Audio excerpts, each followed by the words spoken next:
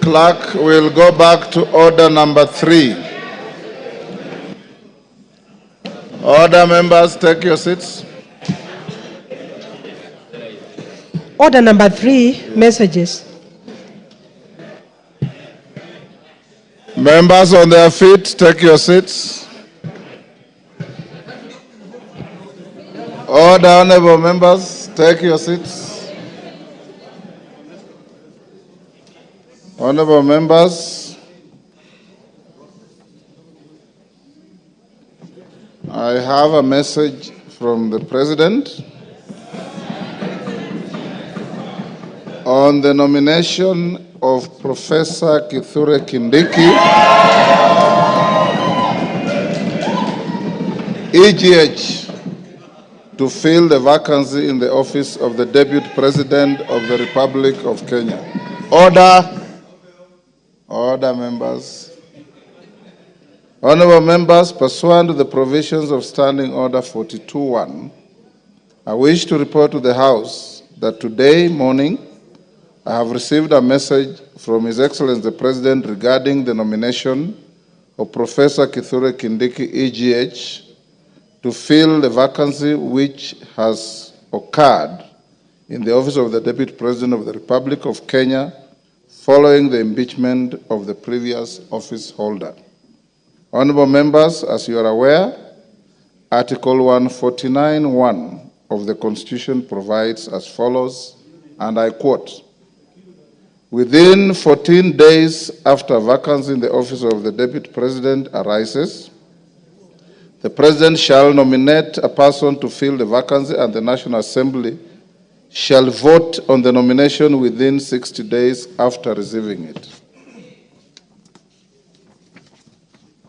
Honorable members, as you are aware, for a person to hold the office of Deputy President, the person must meet the requirements specified in Article 148, as read together with Article 137 of the Constitution.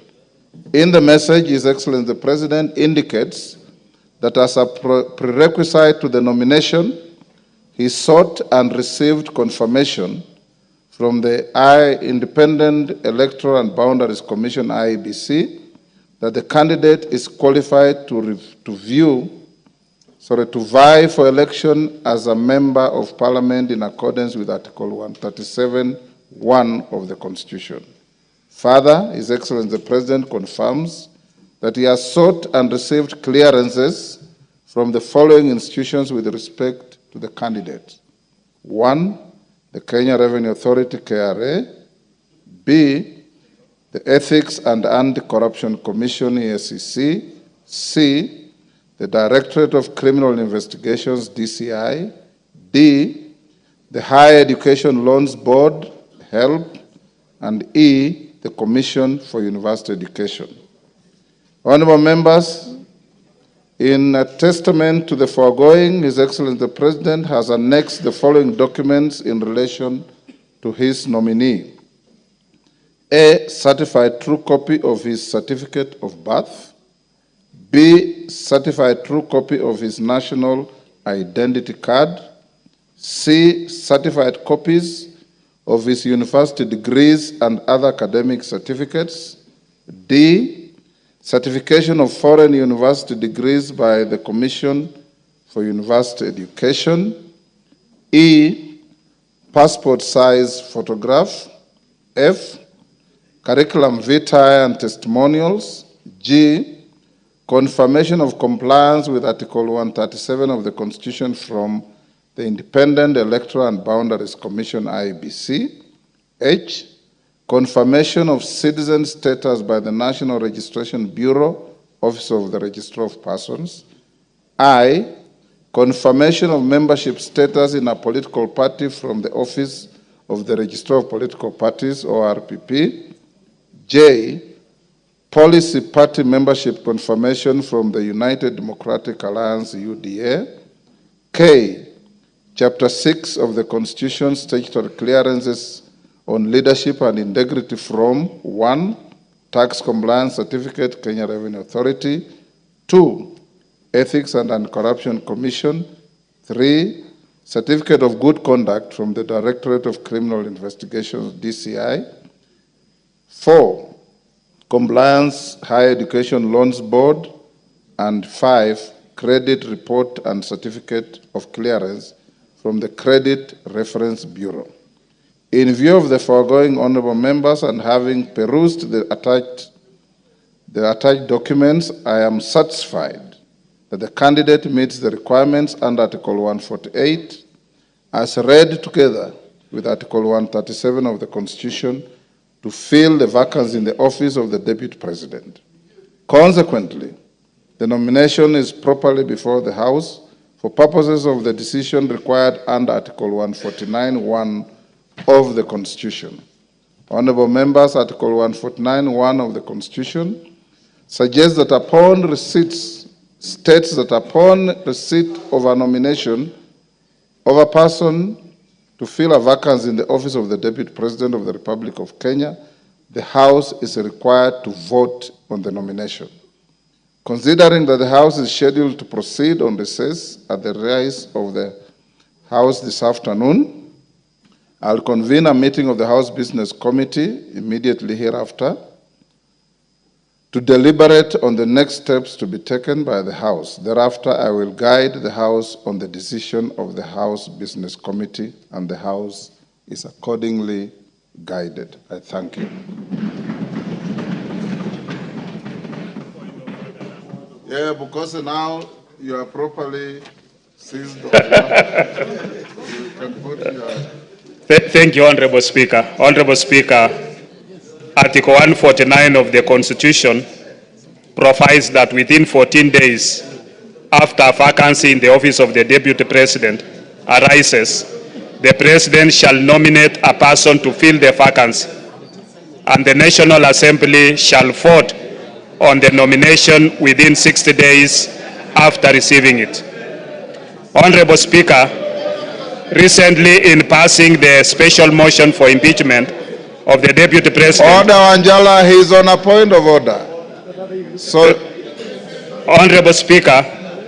Yeah, order, Wanjala, what is it?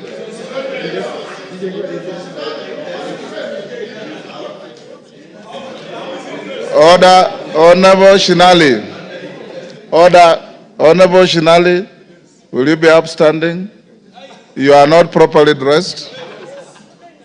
You go and dress in a proper manner and come back. Who else? Honorable Zahir. You are no. Him is a Muslim, is wearing a Friday prayer meeting. There's no problem. Shinali, go and dress up. Go on, Bukose.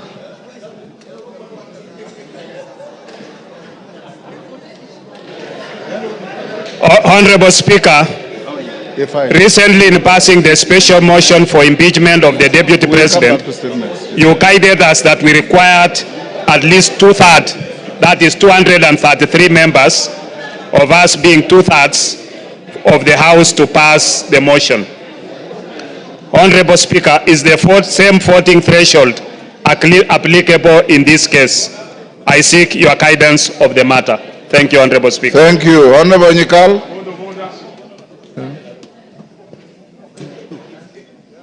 Yes, Milemba. Honorable Shinali, retreat quietly and dress up and come back. Thank you, Honorable Speaker. Honorable Speaker, the business before this House is one which requires us to vote on the nomination of a person to fill a vacancy in the office of the Deputy President in terms of Article 149 of the Constitution. Honorable Speaker, as is a practice before the House takes a vote on a matter, members are accorded an opportunity to debate and give their views on the business before the House. Honorable Speaker, to this end, I seek your guidance on whether we shall be given an opportunity to debate on the nomination and give our views. Thank you, Honorable Speaker. Wangwe. Thank you, Honorable Speaker. Honorable Speaker, I rise to seek your guidance on whether this House will be required, Honorable Speaker, to undertake the vetting and approval process as required by the Public Appointments Parliamentary Approval Act. Number 2, Honorable Speaker, of my concern is that, Honorable Speaker, Article 124, particularly subsection 4 of the Constitution, provides that when a House of Parliament considers any appointment for which its approval is required under the Constitution or an Act of Parliament, the appointment shall be considered by a committee of the relevant House, and the committee's recommendation shall be tabled in the House for approval. Honorable Speaker, in your communication, you have not given us indication on how you are going to handle that process. Maybe, Honorable Speaker, you can guide me on how you intend to handle it. Thank you, Honorable Speaker. Thank you. Jen Kakiri. Yes, member for Laikipia. Thank you, Honorable Speaker. Honorable Speaker, you've just conveyed a message from His Excellency the President on the nomination of Professor Kithure Kindiki to fill the vacancy of the office of the Deputy President, which occurred yesterday, to fill the vacancy of the office of the Deputy President, which occurred yesterday following the conclusion of the impeachment proceedings at the Senate. Honorable Speaker, we are now here to vote on the nomination as required by the Constitution. Honorable Speaker, could you please guide the House on whether we are acting within the constitutional deadline, and is it in order for the nomination to happen today after receiving the notification from the President today? Thank you, Honorable Speaker.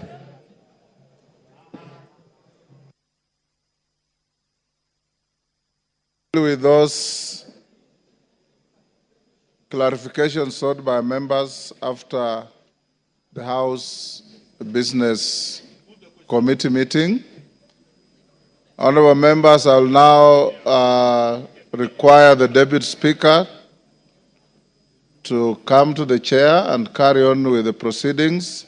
Members of the House Business Committee, move to room 9 for a meeting, whereafter we will resume the proceedings of the House. And I'll guide the issues raised by Honorable Pukose, Jen Gakiri, Wangwe, and Omboko Milemba at the next resumption. Yes, what's your point of order, Honorable?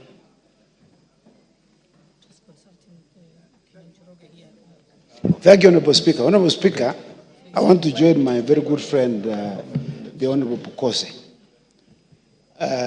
in seeking your direction, Mr. Speaker, with regard to Article 149 of the Constitution on the appointment of and approval by a vote of the Deputy President. Mr. Speaker. The words of the Constitution are very clear. Yes. It is appointment and vote. And vote. I agree. Approval is not used. Yes, not used, Mr. Speaker. On this article. Mr. Speaker, you know, this Constitution we are borrowed heavily from the U.S. Constitution. The 25th Amendment of the U.S. Constitution, which was passed in 1967, has a similar provision that provides that a vice president shall be appointed, shall be nominated by the president and approved by a vote by the House. It uses the words confirmation, Mr. Speaker. Previously in the United States, Mr. Speaker, before the 25th Amendment, there was no similar provision. In fact, there was in the past, before 1967, there was a cumulative of 37 years when there was no vice president, when one either passed away or one was appointed as became the president. And so, Mr. Speaker, we would like you to express yourself with regard to this issue. What is the threshold? On the removal of the Deputy President is 2/3. So is the approval or by vote of the Deputy President 2/3? Because it's not provided in the Constitution. Honorable Chepkonga. Yes. If you are paying attention, you are saying exactly what Bukose said. Oh, and you are out. sitting next to him. No, I walked out, Mr. Speaker. Yes. I walked out. So word for word, what you are asking me to say. Yeah, he has stolen from me, Mr. Speaker. Yes. Yes, Wamboka. DK, if you want to catch the speaker's eye, there's no provision for you to stand up. You sit and I'll give you. Yes, Wamboka, member for Bumula. Honorable Speaker, as you are aware, Article 118 of the Constitution requires this House to facilitate public participation in its legislative and other business of the House. Honorable Speaker, the issue of public participation is a sensitive matter which has often attracted debate and court challenges. Indeed, our recent experience in considering the special motion for removal of the Deputy President made us even appreciate better the need for public participation. Honorable Speaker, with this in mind, please guide this House on whether we shall be expected to conduct public participation in voting for the nomination to fill the vacancy in the office of the Deputy President. Thank you. DK. Thank you, Mr. Speaker. I'm rising on a point of order, still on the same issue that I need your guidance. Looking at His Excellency the nominee, we just vetted not more than 2 months ago, and that implies not more than 6 months ago. And the questionnaire that is expected is still the questionnaire that we used.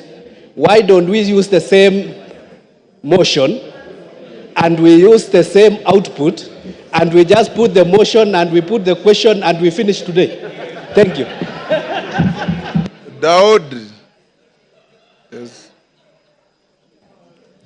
Thank you, Mr. Speaker.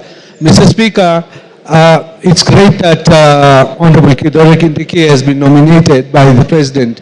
My question is, Mr. Speaker, will IEBC have to be involved as the same was done during the election, or it is not a factor in this case? While I congratulate Kithure Kindiki for nomination. Donya, what is it? Mr. Speaker. On the same issue? Yeah, on the same issue. Go ahead. He's saying that we use the same questionnaire that he used as the interior for the position of the Deputy President. He's incorrect because you cannot use the same questions when it is a different docket. He's out of order. Thank Mr. you for Speaker. helping the Speaker. Yes, member for Langata.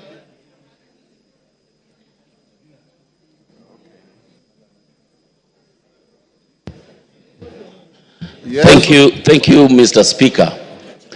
Having seen how things move very fast in this House, let me take this opportunity to congratulate the newly appointed Deputy President. Order, Jalango.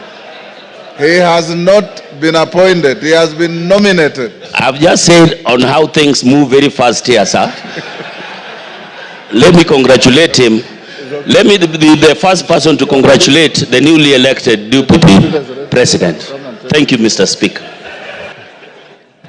You can come now. Eh? No, come and take the seat. Yes. Honorable members, we'll end this here. I'll make some reasoned direction on those issues raised. I will now ask all members of the House Business Committee, Kainan and your team, to move to room 9 for a meeting. And the Deputy Speaker will go on with the statements. I had not given direction on the member for Moyale's statement. It's committed to the committee responsible and to bring a response in 2 weeks.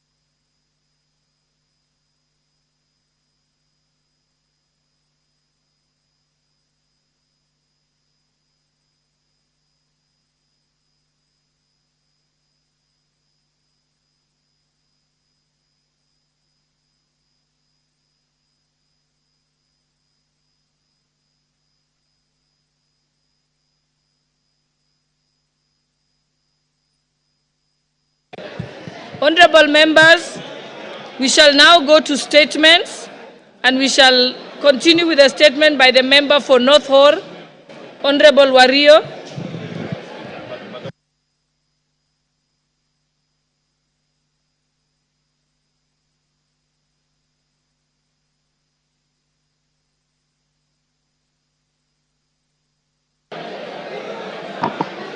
Thank you, Honorable Speaker.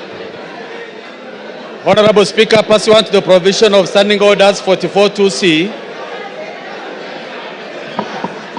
Order, honorable members. Order, honorable members. Order, honorable members. Order, honorable members. Honorable Wario, you may proceed. Honorable Speaker, pursuant to the provision of Standing Orders 44(2)(c), I rise to request for a statement for the chairpersons of the Departmental Committee on Agriculture and Livestock and Departmental Committee on Regional Development regarding the perpetual drought crisis and resultant loss of lives and livelihoods in arid and semi-arid lands, and especially in Northern constituency. Honorable Speaker, Northern Kenya is largely arid and semi-arid lands, and as a result, it is highly susceptible to the vagaries of climate change and climate-induced disasters. During the recent drought, there were several lives lost due to unmitigated droughts and persistent famine in the region. Furthermore, the ASAL regions lost an estimated 2.6 million livestock, which the NDMA estimated to be worth 226 billion. It is worth noting that Northern constituency, spanning 39,000 square kilometers, 1.5 times size of Rwanda, is the largest constituency in Kenya and optimizes the challenges faced by the northern region. This area, highly susceptible to climate change and climate-induced disasters, has recently witnessed devastating losses. Communities lost over 90% of their livestock. Malnutrition rates rose to 3 times the global average. Thousands of the children drop out of school. Even with the recent normal rains, the population in North Hor still faces life-threatening food crisis, with minimal and intermittent government support through relief foods. Despite the availability of vast land as the main factor of production, and the ability to predict these weather conditions and with the use of ICT-based technology, the government interventions have largely been reactive and short-term, perpetuating cycle of dependency. Honorable Speaker, the Northern Kenya Development Plan is a sustainable plan to cushion communities in the region from the adverse effects of the climate change and climate-induced disasters. Unfortunately, this plan is yet to be implemented to transition pastoralists and victims of climate disasters from dependency of relief food to long-term and sustainable livelihoods and food security interventions. Honorable Speaker, it is against this backdrop that I request a statement from the chairperson of the Departmental Committee on Agriculture and Livestock and Regional Development on the following. 1. Plans on how the government intends to leverage on demonstrated capacity for transformative projects in technology, water, and large-scale infrastructure projects to prioritize food security and enhance dignity of the population in North Hor and the ASALs of Northern Kenya. B, an explanation on why the government allocates substantial resources for relief food annually, but minimal or no resources for specific, smart, measurable, and realistic food security programs in the ASAL of Kenya. A comprehensive report on all food security and drought resilience projects with its corresponding budgets by both government and donor-funded projects that have been implemented or are ongoing in Northern constituency and the ASALs of Northern Kenya. Reasons why ASAL regions of Kenya remain vulnerable to climate change effects despite numerous national plans, including a report on the implementation status of the Northern Kenya Development Plan. Finally, a detailed analysis of the audited impacts of initiatives aimed at cushioning Kenyans from the effects of the climate change, with a specific attention to northern region, including timelines for implementation of sustainable solutions. Thank you, Honorable Speaker.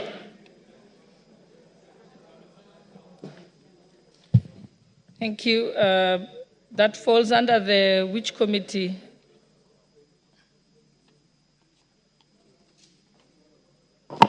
Environment? Committee of Agriculture and Livestock and Regional Development. Honorable Mutunga, are you here? Do you have any response? Or